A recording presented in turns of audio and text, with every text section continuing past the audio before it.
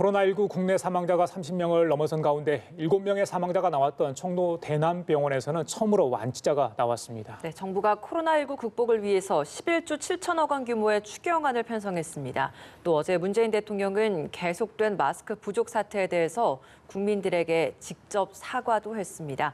서울대우 중앙대학교 교수 김수민 시사평론가 두 분과 함께 현재까지의 상황 짚어보도록 하겠습니다. 예, 두 분 어서 어서 오십시오. 오세요. 안녕하십니까? 예. 밤사이 확진자가 얼마나 늘었는지 오늘 자정 기준으로 통상질본에서 발표를 하는데 아직까지 숫자는 나오지 않았습니다. 저희들이 들어오는 대로 전해드리도록 하고요.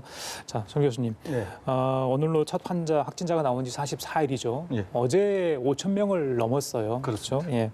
확진자 수 신천지 교인들에 대한 또 조사가 계속되고 있는 상황이기 때문에 그렇다고 하더라도 확산세를 어떻게 좀 가늠을 해야 될지 어느 정도의 시점에서 주춤해질지 10만 명당 확진자가 몇 명이냐 그 발병률이 굉장히 좀 중요하다 이런 지적도 있는데 어떻게 보십니까? 지금 대구 경북 지역은 전혀 확산세가 이제 누그러질 기미가 보이지 않고요. 또 추세가 어떻게 될지 하는 것을 전망하기가 기본적으로 어렵습니다. 그래서 기본적으로는 이 추세가 좀 더 유지가 될 것으로 생각이 되는데요. 정부에서 이제 3월 초에 무슨 변화가 있지 않을까 주목해야 된다 이렇게 얘기했는데 이미 그 전망을 한 근거가 좀 틀려 보입니다. 그래서 아마 새로운 계획을 세워야 되지 않을까 이렇게 생각이 되는데 그것은 좀 이따 제가 다시 한번 말씀드리도록 하겠습니다. 그 근거가 틀리다라고 말씀해 주셨는데 사실 정부가 지금 이야기를 하고 있었던 부분이 신천지 교인들의 잠복기를 고려를 했을 때 그게 지나고 났을 때 앞으로 1, 2주가 좀 중요를 하다라고 이야기를 했습니다. 하지만 일반 시민들이 보기에는 지금 이렇게 계속 하루 단위로 800명 이상이 나오고 있다 보니 과연 정말 1, 2주 안에 진정이 될까라는 의문은 가지고 있더라고요. 이 부분은 어떻습니까? 우선 이제 정부는 3월 초라고 얘기했습니다. 예. 저는 이제 개인적으로 이번 주말을 얘기했는데요. 제 전망도 아마 틀릴 것 같습니다. 예. 이제 그 이유가 신천지 대구 교회의 슈퍼 전파 집회가 2월 16일 날에 있었고요. 이게 이제 잠복기를 고려해서 신천지 교인들의 격리 해제가 되는 것이 이제 3월 2일. 이제 한 이틀 전부터 시작이 됐습니다. 그쵸. 그러면은 신천지 교인분들에게만 확산이 되었다고 하면 이제 무슨 변화가 있어야 되는데 예. 그게 아니라 지금 결과로 보면은 신천지 교인들에게 확산이 이미 됐고 이 신천지 교인으로부터 일반 대구 경북 시민들에게도 일단 전파가 된 것으로 보여요. 그렇기 때문에 확산세가 끊기지 않는 것이거든요. 예. 그러니까 3월 초에 전망이 맞을 수가 없는 거죠, 이게. 그리고 이미 지역 사회에서 2차, 3차 감염이 일어났으니까 이렇게 이제 600명, 800명 이렇게 늘어나는 것이거든요. 그러니까 이 추세가 전혀 끊길 기미가 없는 것이죠. 예. 그래서 향후도 이 기세가 계속될 것으로 전망이 되니까 향후 이제 계획이라고 하는 측면에서 3월 1일은 이미 틀린 것이고 향후 1, 2주는 2주 정도는 우리가 보면서 추세를 좀 가늠해 볼 수 있을 것 같은데 네. 지금 전망의 3월 초는 이미 좀 상당히 좀 틀린 것으로 보이고요. 또 우리가 3월 초를 전망했던 이유가 심각이라고 하는 총력 대응 체제로 갔었거든요. 예. 그게 이제 3월 초 정도 됩니다. 그래서 이게 이제 효과를 내고 또 사회적 거리두기 등등 해서 3월 초라 그랬는데 이런 전망이 다 어긋났기 때문에 아마 새로운 전망을 하고 새로운 계획을 세워야 되지 않을까 이렇게 생각이 듭니다. 설 교수님의 예측이고요. 김 평론가님, 오늘 정세균 총리는 중대본 회의에서 확진자 수가 2, 3일 내에 변화할 수 있을 것도 기대한다 이런 이야기를 했거든요. 네. 1, 2주의 변화 이야기는 지난주에도 나왔었기 때문에 근데 이렇게 특정 기간을 어떻게 설정해서 정부 당국자 이 얘기를 하면 우리 김나연 앵커도 얘기했지만 많은 분들이 좀 기대할 수도 있고 또 오히려 더 불안할 수도 있고 있는데 이렇게 이야기하는 충분한 근거가 좀 있어야 되지 않을까 싶은 생각도 들어요. 네, 사실은 그런 언제까지는 사태가 호전될 거다 이런 언급들은 좀 걸러서 들을 필요가 있을 것 같습니다. 그러니까 해석이 좀 필요한 부분인데 그동안에 이제 좀 더 철저히 만전을 기해서 대비를 해달라라고 하는 대국민 메시지 정도로 받아들이면 될 것 같고요. 그러니까 그 사이에 진정이 될 거다. 이거는 과학적인 근거는 없는 것이고, 그러니까 국민들이 지금 마스크를 구하거나 아니면은 이제 자가격리를 포함해서 대중적인 장소에 가지 않거나 여러 가지로 고생을 하고 계신데 예. 그 고통의 기간에 대해서 조금 이 정도까지는 버텨주시라.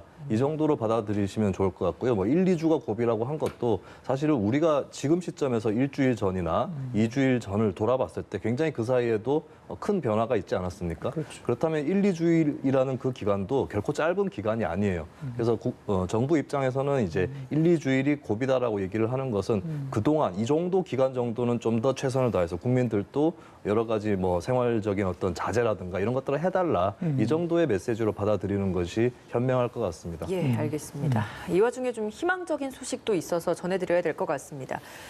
그동안 7명의 사망자가 나왔던 청도 대남병원에서 첫 완치 판정을 받고 격리 해제된 환자가 나왔습니다.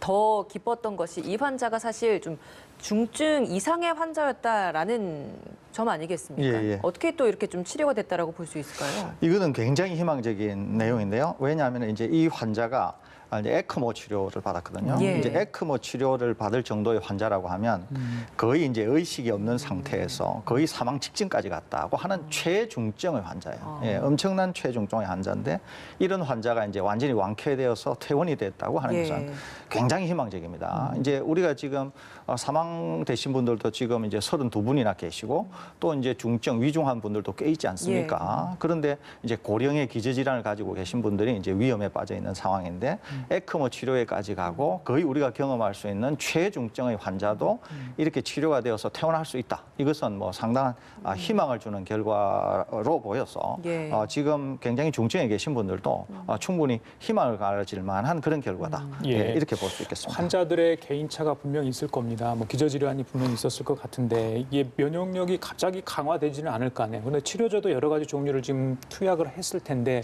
이렇게 반응했다. 그러면 특정 어떤 치료제랄지 여기에서 확실한 효과를 봤다. 이렇게 보면 되는 겁니까? 이렇게 호전될 수 있는 이유가 있나요? 그렇지는 않을 것 같고요. 기본적으로 이제 치료제에 이제 특화된 치료제는 여전히 없습니다. 그럼에도 불구하고 이제 증상에 맞는 치료를 하는 거죠. 가령 이제 이분은 호흡이 워낙 곤란하니까 스스로는 호흡을 못 하는 거예요. 그러니까 그대로 두면은 호흡 부전에 빠져서 이제 사망을 할 수밖에 없어요. 그렇기 때문에 이제 에크모라고 하는 기계를 이용해서 이제 막을 통해서 산소를 공급하고 막을 통해서 CO2를 제거하는 이런 방식으로 기계가 호흡을 대신해 주는 것이거든요. 또 이제 환자의 상황에 따라서 이제 항생제도 쓰고 해열제도 쓰고 이제 다른 형태로 또 뭐 어떤 시점에 썼을 것으로 생각이 되는데 이제 항바이러스제도 이제 쓰고 이랬을 것 같아요. 그렇기 때문에 지금 이 항바이러스제는 4종류 정도가 있기는 하지만 어떤 환자에게 또 못 쓰는 항바이러스제도 있어요. 그렇기 때문에 그런 항바이러스제가 환자의 상태에 맞춰서 쓰고 이래서 아마 충분히 완치가 된 것으로 생각이 되니까 지금 이런 경험이 충족이 되게 되면은 이제 훨씬 이런 중증에 빠진 환자들이 계신다고 하더라도 이런 경험을 살려서 각각 환자에게 맞춤형 치료를 충분히 이제 제공할 수 있다는 의미가 되는 것이거든요. 또 하나는 중증으로 빠져서 거의 사망할 수 있는 환자는 사실 손쓰기가 좀 어려운 측면이 있습니다. 그럼에도 불구하고 이런 환자를 되살려냈다고 하는 것은 상당한 의미가 있기 때문에 향후에도 굉장히 아마 치료에 있어서 아주 중요한 계기가 될 것 같고요. 또 하나는 우리보다 환자가 훨씬 적은데도 환자 사망이 훨씬 높은 국가가 몇 개가 있어요. 이탈리아하고 이란 같은 국가는 총 확진 환자 수는 우리보다 훨씬 작은데 거의 반 정도밖에 안 되는데도 사망 환자는 우리 2배를 뛰어넘거든요. 이게 그런 거 보면은 우리나라의 이 지금 현재의 의료 시스템이나 지금 치료 하고 있는 이런 기술들이 상당히 앞서 있다 이렇게 볼 수 있습니다. 그런 점에서도 뭐 사망 환자가 많이 나오기는 했지만은 안도할 수 있는 거 아니냐 이렇게 평가하고 싶습니다. 밤사이에 추가 확진자 어제 0시를 이제 오늘 0시를 기준으로 해서 또 발표가 됐습니다. 어제 하루 동안 516명이 추가 확진을 받아서 총 누적 확진자 5,328명이 됐다라고 합니다. 이 중에서 대구에서 405명, 경북에서 89명이 확진을 받았습니다. 대구, 경북에서만 494명이 추가 확진 판정을 받은 겁니다. 고무적인 이야기를 좀 했었기 때문에 치료제 이야기를 또 안 해볼 수가 없습니다. 현재 지금 국내에서도 에볼라 치료제라고 불리는 렘데시비르가 이제 투여가 가능해졌다라고 합니다.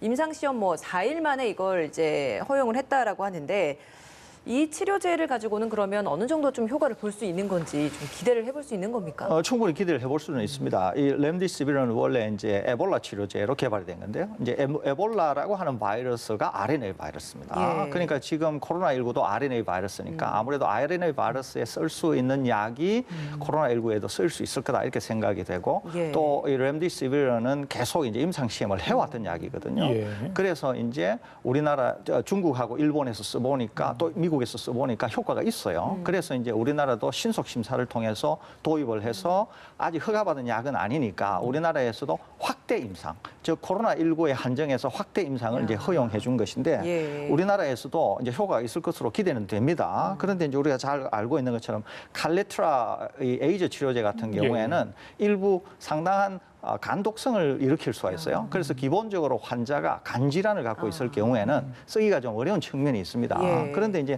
다른 약들은 간을 타격하지 않으면은 간 질환을 갖고 계신 분한테 쓸 수가 있잖아요, 그죠? 또는 간 질환이 없으신 분한테는 칼레트라를 쓸 수가 있잖아요, 그죠? 예. 이렇게 이제 우리가 쓸 수 있는 약이 렘디시비르하고 아비간까지 포함하면 한 4종류 정도 되거든요. 그러니까 환자 상황에 따라서 또 어떤 환자한테는 이 약을 쓰면 부작용이 있을 수 있으니까 다른 약을 쓰고 하면은 4종류 정도의 약을 가지고 이제 쓰게 될 경우에는 충분히 환자 맞춤형 치료가 가능하다고 하는 측면에서 좋은 것이죠. 예. 그래서 지금 렘디시비르는 곧 아마 투여될 것으로 봐서 상당히 기대가 된다 이렇게 볼 수 있겠습니다. 설 교수님, 지금 같은 긴급한 상황에서는 임상 실험 중인 어떤 그런 약제도 승인을 해주는 겁니다. 지금 렘디시비르는 통상의 개발 초기 단계에 있는 약하고는 완전히 다릅니다. 렘디시비르는 이미 동물 시험이나 사람한테서도 이미 상당히 많이 쓰여져서 안전성은 어느 정도 확보가 된 약이거든요. 그러니까 기존에 초기 개발하는 약들하고는 완전히 상황이 달라서 언제든지 렘디시비르는 사람한테 사용되어도 문제가 예. 없는 그런 약이라고 예, 볼 수 있습니다. 알겠습니다. 항상 그 부분이 좀 궁금해서 여쭤봤고요. 김평론가님, 신천지 얘기 잠깐 할게요. 신천지 교인을 우선으로 할 수밖에 없는 상황이 있었잖아요. 네. 그렇다 보니까 조금 정말 다른 분들이 좀 배제되는 상황에 있어서 유족들도 거기에 대해서 불만을 토로하기도 하지 않았습니까? 그래서인지 대구 같은 경우도 특히 뭐 다른 것도 마찬가지입니다. 신천지 아닌 일반 시민도 먼저 좀 하겠다, 확대하겠다 이런 게 정부의 방침이 나왔습니다. 그 부분은 어떻게 좀 보십니까? 네, 저는 뭐 당연한 조치로 보고요. 어제 하루에 늘어난 확진자의 수만 봐도 전국적으로 516명이라고 나왔거든요. 근데 그중에 대구 경북 지역에서 500명에 육박하는, 그러니까 절대 다수를 대구 경북 지역의 주민들 사이에서 확진자 추세가 나타났고 현재 상황은 이제 신천지 신도냐 아니냐라는 것보다 오히려 대구 경북 주민이냐 아니냐 여기에 더 중요한 방점이 찍혔다라고 볼 수가 있겠습니다. 그러니까 대구 경북 지역을 제외하고 나머지 지역에서는 지역 사회에서의 전파가 굉장히 깊숙하게 이루어지지는 않았다라고 볼 수 있는 만큼 대구 경북이라는 데 더 초점을 맞추는 것이 당연해 보이는 그런 추세고요. 대구 경북 이제 지역 사회 전파가 심각하다 이렇게 받아들인다면은 이제 신천지라고 국한할 것이 아니라 이제 대구 경북 전체에 대해서 확대해서 그쪽으로 좀 역량을 집중 투입하는 것이 필요해 보입니다. 예. 지금까지 나온 속보를 좀 다시 한번 정리를 해드리도록 하겠습니다. 그렇죠. 어제 하루 동안 516명이 추가 확진을 받았고 총 5,328명이 누적 확진자가 됐습니다. 대구에서 405명, 경북에서 89명이 누적 추가 확진이 됐고요. 경기에서 7명이 추가됐고 부산과 울산에서 각각 3명씩 누적 추가로 확진을 받았습니다. 예. 네. 자, 사망자도 4명이 추가 발생된 부분이 있죠. 오늘 오전 0시 기준입니다. 총 32명인데 좀 반가운 소식도 있습니다. 격리 해제 7명이 추가됐습니다. 오늘 오전 0시 기준인데요. 그래서 총 91명이 완치 판정을 받게 됐습니다. 예. 예. 신천지 교인에 대한 전수조사가 아무래도 가장 좀 집중적으로 그동안 이루어져 왔습니다. 예. 때문에 99% 정도는 전수조사를 완료했다라고 하는데 워낙 그렇지만 이 제출했던 명단과 자체적으로 입수했던 명단 간에 좀 차이가 있었기 때문에 네. 이 99% 정도 완료를 했다고 해서 과연 신천지 신도들에 대한 조사가 완료됐다라고 좀 봐도 되는 것인가라는 의문은 여전히 있는 것 같은데 교수님께서는 어떻게 보고 계십니까? 저는 좀 반반인데요. 우선 이제 지역의 특성을 좀 생각해 봐야 될 것 같아요. 우선 대구 경북 지역인 경우에는 확진자의 비율이 굉장히 높습니다. 이제 대구 신천지 교인분들에게서도 이제 60% 이상 나오고 있거든요. 예. 근데 이제 다른 지역은 굉장히 낮다는 거죠. 그러니까 신천지 대구 교회 분들에게서는 이제 만일에 명단이 확실하지 않으면 명단이 확실하지 않고 빠진 분들에게서 확진자가 더 나올 가능성은 충분히 있어요. 예. 그러니까 명단이 얼마나 확실하냐 하는 게 여전히 논란거리가 될 수는 있습니다. 그런데 이제 다른 지역인 경우에는 기본적으로 유증상자라고 해도 확진 환자의 비율이 낮고 또 이제 거의 전수조사가 되었다고 하는데 여기에서는 일부 명단이 빠졌다고 하더라도 지금의 예. 조사 결과가 어느 정도 샘플로서의 유효성은 보여준다. 이렇게 저는 판단하고 있거든요. 예. 그렇기 때문에 다른 지역에서는 비교적 좀 숨어 있어서 아직까지 우리가 확인하지 못한 분들한테도 감염 확진의 가능성은 좀 낮아 보이는데 오히려 주의해야 될 것은 대구 경북 지역에서는 혹시 명단이 빠졌거나 우리가 여전히 추적하지 못한 분들 이분들 내에서는 신천지 교회 내에서 감염 확산이 이루어졌을 가능성이 있고요. 또 이분들이 여전히 추적은 안 됨에도 불구하고 바이러스를 지닌 채 다른 모임이나 지역사회 모임이나 이런 걸 하면서 확산을 일으킬 수 있는 가능성이 있기 때문에 대구 경북 지역에서는 명단에 좀 더 주의를 기울여야 되지 않을까 이렇게 생각합니다. 예. 김경수 경남지사도 이 마스크 공적 판매 문제를 이야기를 한 것 같아요. 예. 어제 대통령께서 직접 사과도 하긴 했습니다. 지금의 판매망 부족하다. 글쎄요, 어떤 수를 써도 지금 국민들이 원하는 그 마스크를 다 수급을 해결할 수 있을지 많은 의문점을 제기하는 분들 많습니다만 지금 현재 상황 또 새로운 아이디어도 지금 제기되고 있는 정부가 이걸 예. 적극적으로 바다를 시행하는 데는 좀 한계가 있다는 이런 이야기도 있던데 교수님 생각은 어떠신지? 저는 뭐 가능한데 지금 왜 이렇게 안 되는지 저는 기본적으로 이해가 잘 안 돼요. 어떻게 했으면 좋겠습니까? 우선 하나는 이 마스크는 일반 업자들이 생산해서 팔 수 있는 제품이 아니에요. 이거는 기본적으로 이제 의약 외품이라 그래서 식약처가 허가권을 가지고 있습니다. 그래서 식약처가 정한 기준에 따라서 만들어야 되고 예. 허가를 득해야 팔 수 있는 제품이거든요. 그러니까 이제 식약처 입장에서는 어떻게 보면은 뭐 허가권을 쥐고 있는 저승사자와 같은 존재거든요. 그런데 식약처가 이런 것도 하나 컨트롤 못 한다고 하는 게 저는 도대체 이해가 안 되고요. 두 번째는 정부가 적극 개입해서 재정을 풀어서라도 구매를 해서 국민들에게 무상으로 나눠주는 게 필요하다고 봅니다. 왜 그러냐면 이렇게 하잖아요. 그러면은 숨어 있는 물량이 쏟아질 가능성이 있습니다. 우리는 지금 파악하고 있지 못할 수 있는데 사실 상당한 양이 매점 매석되어서 어딘가에 숨어 있을 가능성이 있거든요. 저는 그렇게 봅니다. 그것을 찾아내기보다는 정부가 무상으로 공급한다 이러면은 그 물량도 쏟아져 나올 가능성이 있다는 거예요. 그런데 이제 어제 어떤 약사분이 이제 약을 공급하는 데 있어서 DUR 시스템을 통해서 공급하자 이런 말씀을 네. 하시지 않습니까? 그러니까 이게 이제 간단하죠. 그러니까 정부가 식약처를 통해서 예를 들면은 각 지금 공장에서 지난 3년 동안 만든 것을 전수조사하고 그러면은 그 양만큼은 만들 수 있다는 얘기잖아요. 그러면 그것을 정부가 재정을 투입을 해서 사고 DUR 시스템으로 무상 공급을 한다고 하면은 저는 마스크 대란을 해결할 수 있다고 보거든요. 예. 그런데 이게 왜 안 되는지가 저는 이해가 안 되는 거예요. 기본적으로 할 수 있는데 못 하는 건지 아니면 할 수 있는데 안 하는 건지 아니면은 뭐 전혀 계획이 없는 건지 저는 도대체 이해가 잘 안 됩니다. 기본적으로. 예. 때문에 국민들도 마스크 무상 공급을 해야 한다라는 국민청원까지 올렸는데 실제 네. 이게 또 가능을 한 건지도 모르겠고 정책 결정을 한다고 해도 공급을 하는 데 있어서 좀 어떤 절차들이 필요한지 참 많은 고려 사항들이 있을 것 같습니다. 네. 그러니까 정부에서 재정을 투입해서 사들이는 것 자체는 어려운 일은 아니라고 봅니다. 그 정도의 재정 여력은 충분히 되는 건데 문제는 무상으로 한다고 해서 이제 공급을 했는데 공급이 다 되지 않으면, 그러니까 전달이 되지 않으면 그것은 그 국민, 전달받지 못한 국민 입장에서는 무상이 아닌 거나 다름이 없는 거거든요. 그러니까 어떻게 보면은 이제 이게 뭐 마스크가 사실 시장 가격이 그렇게 비싼 건 아니기 때문에 네. 그 가격을 통제할 수 있는 방안에는 여러 가지 뭐 매점 매석 단속부터 시작해서 또 국민들도 어떻게 보면은 이제 제도적인 해결 방안을 떠나서 사재기라든가 이런 물품을 보지 않을 때 보이콧을 한다거나 혹은 본인이 어떤 사태에 대비해서 뭐 사재기를 해야겠다 이런 생각을 갖지 않는 것, 이런 대중지성이 작동하는 것 같이 중요하다고 봐야 될 것 같습니다. 그래서 이제 말씀하셨던 이제 어떻게 보면 무상으로 사들여서 공급한다라는 개념보다는 이것이 빠짐없이 전달되도록 하기 위해서 어떻게 해야 되는지 이게 더 중요할 텐데 아까 얘기 나왔던 것처럼 이제 의약품 안전 사용 서비스 이걸 통해서 마스크도 이제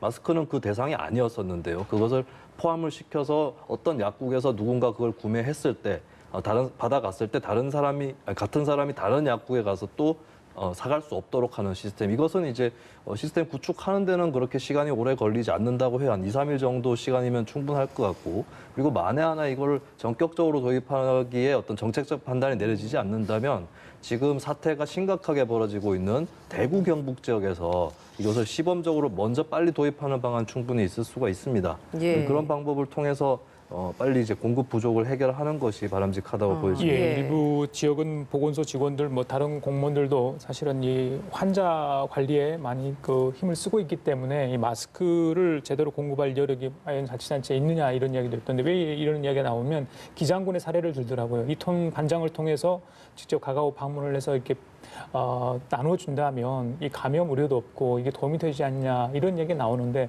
지금 우리 평론가 보시기에 네. 이 방법이 전국적으로 시행할 수 있는 상황인가요? 네. 어떻습니까? 일단 이 통장 제도는 국가에서 공식적으로 뭐 급여까지 어느 정도 지급하면서 시행을 하고 있는 제도고 과거에 이제 독재 정권 때는 이 통장이 뭐 국민을 어떤 통제하고 감시하는 뭐 그런 기능도 했지만 사실 시대가 변하면서 복지 일꾼으로서의 그런 성격으로 많이 변모를 해왔거든요.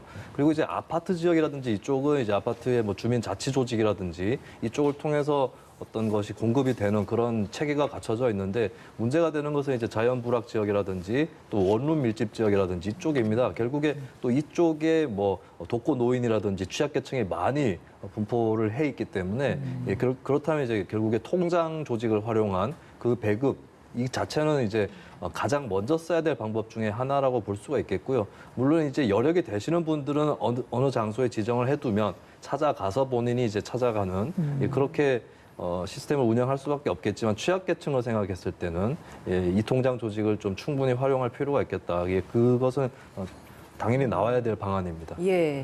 식약처에서는 마스크 사용 기준에 대해서도 또 정리를 해서 발표하지 않았습니까? 야외에서 또는 환기가 잘 되는 실내에서는 마스크를 사용하지 않아도 괜찮다라는 이야기를 했습니다. 네. 근데 사실 최근까지만 해도 마스크 사용을 굉장히 정부 차원에서 강조를 했었고 때문에 실제 건물 안에 빌딩 안에 들어가려고 하면 마스크 없이는 또 입장할 수 없는 그런 건물들도 지금 많이 생겨나고 있거든요. 그러니까 국민들이 좀 혼란스러울 것 같습니다. 좀 정리가 필요할 것 같아요.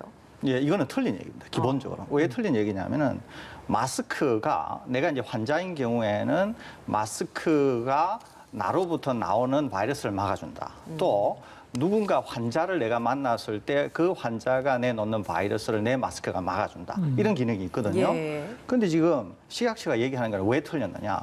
마스크는 그 기능만 있는 게 아니에요. 많은 경우는 바이러스가 손에 묻고 손에 묻은 바이러스를 눈이나 코, 입을 만지면서 감염이 되는 것이거든요. 그러니까 내가 마스크를 끼지 않아도 예를 들면은 어딘가를 가다가 뭐 에스컬레이터를 가다가 무빙하는 쪽에 손을 만졌다거나 또는 엘리베이터에서 버튼을 만졌는데 이전에 확진 환자가 그곳에 바이러스를 남겨놨다든가 그러면서 눈, 코, 입을 만지면서 감염이 될 수 있거든요. 예. 그러니까 실내에서 환기가 제일 잘 되는 곳에서 마스크가 필요 없다.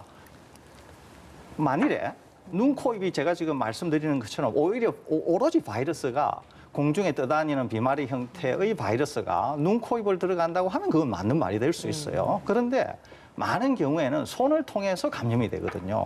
그러니까 식약처가 얘기하는 게 전혀 맞지가 않는 거죠. 그러니까 지금 식약처의 태도는 뭐냐면은 마스크 대란이 일어나기 전의 태도와 지금 마스크 대란이 일어났을 때의 태도가 완전히 다를 뿐만 아니라 마스크 대란이 일어났을 때 이게 무슨 대응한다고 내어놓은 이야기도 전혀 과학적으로 틀린 이야기를 하고 있거든요.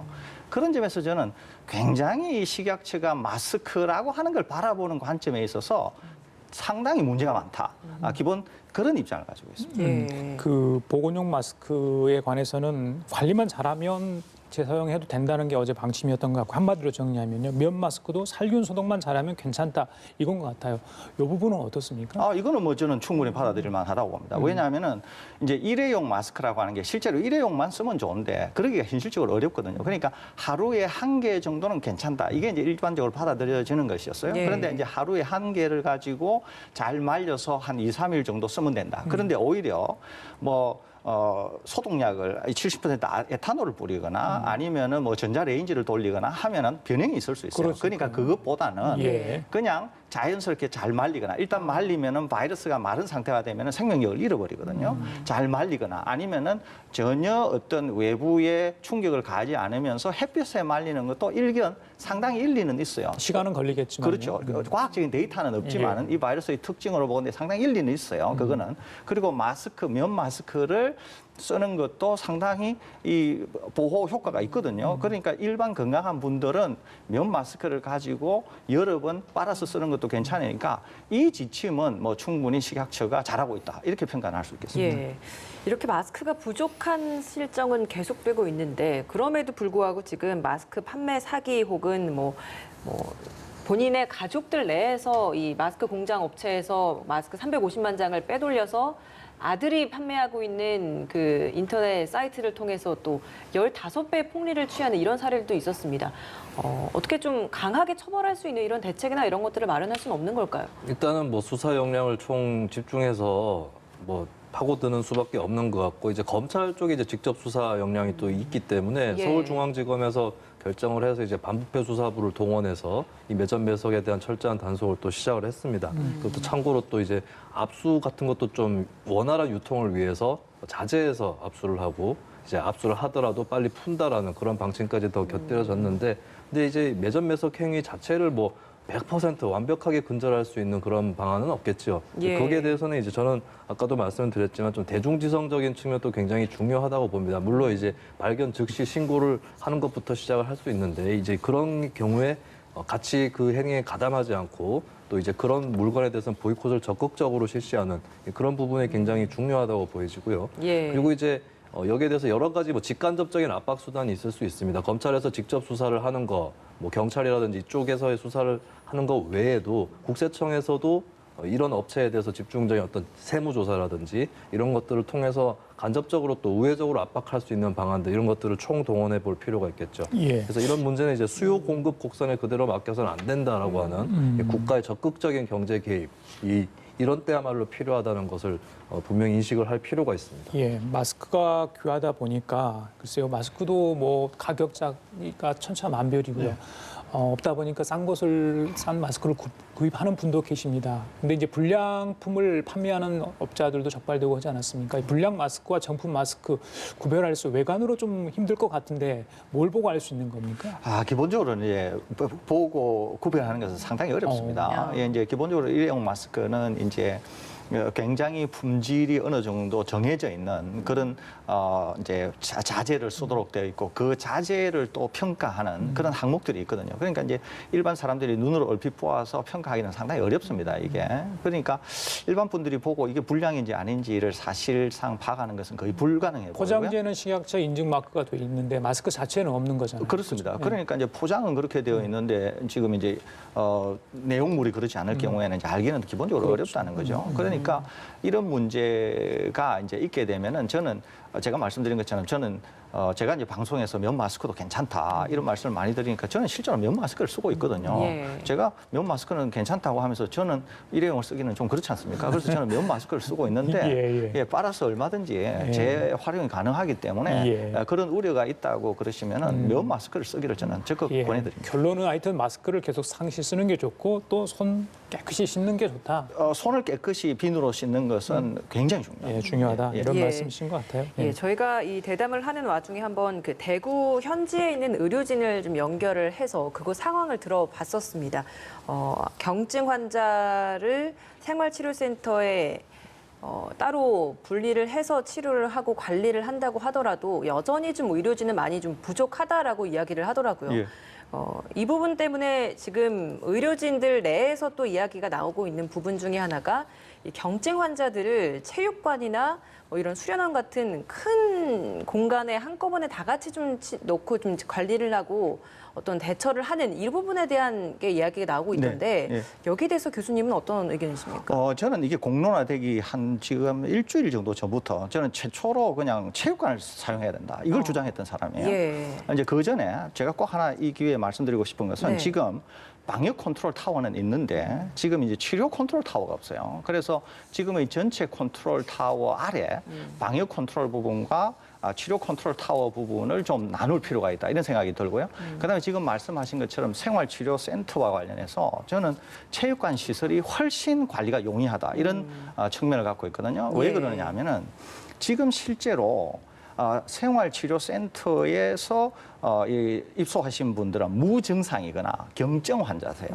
감염은 되었는데 증상을 드러내지 않거나 또는 아주 경증이거나 이런 분들이거든요. 예. 이런 분들은 대부분이 50세 미만이라야 되고 기저질환이 없어야 되고 흡연을 안 해야 되고 또 뭐 그다음에 해열제만 주면은 열을 컨트롤을 할 수 있고 정말 경미하신 분들이에요. 예. 그러는데 이렇게 지금 이제 입소돼 계신 분들 중에서 아까 보니까 5일째 되는 날 검사를 해서 음성이면은 퇴소 조치한다 이러는 것이거든요. 예. 정말 경증 환자세요.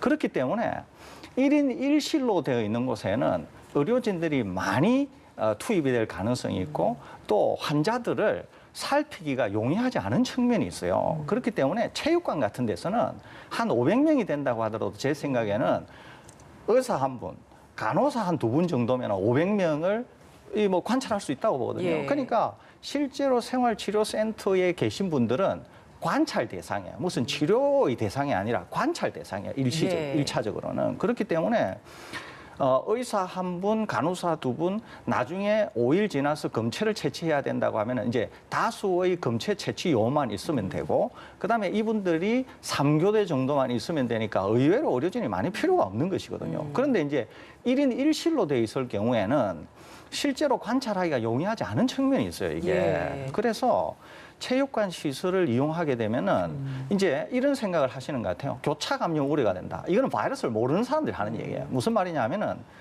중국에서 지금 이 시스템을 했잖아요. 교차 감염이 되었으면은 거기에서 벌써 뭐 엄청난 일이 벌어졌겠죠. 그게 아니거든요. 바이러스는 한번 감염되면 지금 무증상이나 경증 환자는 두 가지 경로인데요. 하나는 아주 앞단계에 있거나 아니면 스스로 자가 치유되는 과정에 있거든요. 예. 그렇게 되면은 교차 감염이 된다고 하더라도 전혀 문제가 되지 않아요. 그래서 왜 이렇게 관리가 편하고 이렇게 부족한 상황에서 의료진도 많이 별도로 투입이 되어야 되는 이런 생활치료센터를 운영하는지 이것도 한번 좀 고려해봐야 되지 않을까. 예, 실제로 실내 체육관을 이용하면 훨씬 용이한 측면에 있다. 이런 말씀을 제가 좀 드리고 싶습니다. 우리 우리 평론가 하나만 맞잡게 여쭤보고요. 지금 오늘 아침 제가 확인해 보니까 한국발 입국 제한 국가가 91개국, 91개국입니다. 외교부에서도 많은 노력을 하고 있다고 하는데도 불구하고 우리 국민들의 많이 지금 몇천 명이 지금 발이 묶여 있는 상황이고 또 가지도 못하는 상황 아니겠습니까? 앞으로 이 문제는 어떻게 해야 된다고 좀 보시는? 네, 어떻게 보면 이제 그 환자 수가 크게 늘어나면서 국제 대표로 찍힌 감이 있어요. 좀 낙인 효과라고 해야 될까요? 그러니까 사실은 이제 지금 한국발 입국을 제한한 이 나라들도 자유롭지 못합니다. 오히려 한국보다 시스템이 더 제대로 갖춰지지 있지 않아서 어떤 국가의 외신에서는 이제 한국이야말로 제대로 대처하고 있다라고 하는 그런 긍정적인 보도도 나오고 있는 상황이거든요. 예. 다만 확진자가 많이 나왔기 때문에 좀 앞서서 폭탄 돌리기식으로 한국이 문제가 많다 이런 좀 낙인 효과를 위해서 존재하는 것 같고 이 부분은 물론 외교 당국에서 풀려고 노력을 해야겠지만 예. 그렇게 쉽지는 않을 겁니다. 다만 이제 한국이 스스로 이 문제를 치유하는 능력이랄까요. 그리고 이제 궁극적으로 사실 이 코로나19 사태는 국제공조, 다자주의에 입각해서 해결을 해야 되는 전 세계적인 국경 없는 문제이기 때문에 예. 오히려 이런 페이스에 휘말리지 않고 한국 정부가 좀 오히려 세계의 모범이 될 수 있는 그런 사례를 마련하는 것이 좋을 것 같습니다. 알겠습니다. 지금까지 서울대우 중앙대 교수 김수민 시사평론가 두 분과 함께했습니다. 오늘 말씀 잘 들었습니다. 고맙습니다. 감사합니다. 예.